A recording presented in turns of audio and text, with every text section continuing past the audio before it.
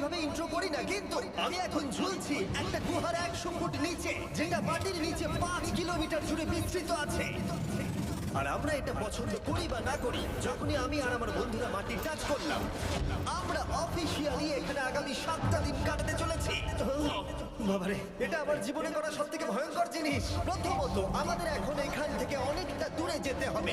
যদি ঝড় বৃষ্টি হয় তাহলে এই পুরো জায়গাটা জলে ভরে যেতে পারে, আর সমুদ্রের মতো ঢেউ এসে সবাইকে ভাসিয়ে নিয়ে যেতে পারে। সেই জন্য আমাদের আরো ভিতরে যেতে হবে একটা বেস ক্যাম্প বানানোর জন্য। ভাই এটা পুরো পাগলাম। এটা একটা অন্য জগৎ মনে হচ্ছে। এই কেভ এন্ট্রান্সটা হয়তো দেখতে সুন্দর, কিন্তু দেখে যা মনে হচ্ছে আসলে তা নয়। আর আমরা হয়তো জানি না যে আগামী 7টা দিন আমাদের জীবনের সব থেকে কঠিন সময় হতে চলেছে।